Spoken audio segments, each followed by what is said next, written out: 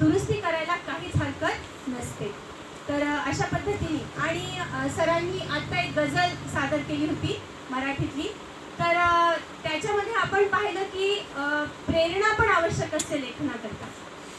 कोणतेही कामं करता, लेखनाकरताच म्हणून नाही, कोणतंही काम करायचं असेल तर त्याच्यासाठी प्रेरणा आवश्यक असते. आणि ती प्रेरणा कुणी दिल्याने मिळते काय?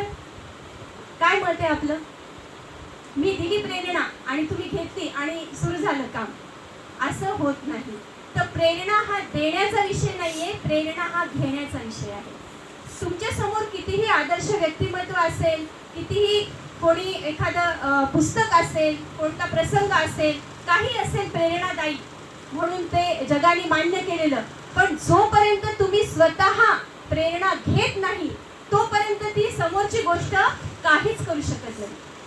प्रेरणा घेणारा एखाद्या मुंगीकडून सुद्धा प्रेरणा घेऊ शकतो, फुलपाखराकडून सुद्धा प्रेरणा घेऊ शकतो, फुलांकडून सुद्धा जगण्याची, हसण्याची, आनंददायी जीवन हे करण्याची प्रेरणा घेऊ शकतो.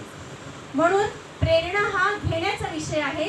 त्यामुळे आपण कुठून प्रेरणा घेतली पाहिजे आणि काय, कसं आपल्याला स्वतःला आपण घडवलं पाहिजे, हा विचार आपण स्वतःच करणं गरजेचं आहे. त्याच्यासाठी दुसरं कोणी तुम्हाला फोर्स करू शकत नाही. आपल्याला माहिती आहे, अंड सगळ्यांना माहिती आहे, अंड्यावर जर आपण वरून दाब दिला तर काय होईल बरं? काय होणार आहे? फुटणार आहे आणि त्याचा काही उपयोग होणार नाही, कारण ते त्या टरफला सकट फुटेल त्यावेळेस.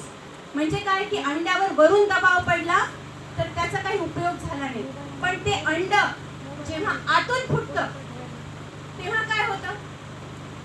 नवीन जीव जन्माला येतो, बरोबर आहे. म्हणून आंतरिक प्रेरणा ही जास्त महत्त्वाची असते आणि त्याचा विचार करून आपण लेखनच नव्हे तर कोणतेही काम आपण केलं पाहिजे, असं मला या ठिकाणी सुचवावंसं वाटतं. मार्गदर्शन नाही करते. आणि यालाच अनुसरून एक कविता आहे माझी, ती मी या ठिकाणी आपल्या पुढे सादर करते. जर प्रेरणा ही देण्याचा विषय असता तर दिव्याखाली अंधार ही म्हणच प्रचलित झाली नसती. कारण समोर एखादा प्रेरणादायी व्यक्ती घरातच असताना सुद्धा आपण बघतो की बरेचदा त्या ठिकाणी त्यांच्या घरातले असतील किंवा स्वतःचा मुलगाच एखाद्या अशा व्यक्तीचा, तो मात्र तितकासा चांगला निघत नाही. तर त्यामुळे प्रेरणा ही घ्या. आणि असंच काहीच सांगणारी एक कविता आहे माझी. कवितेचं शीर्षक आहे दीपस्तंभ.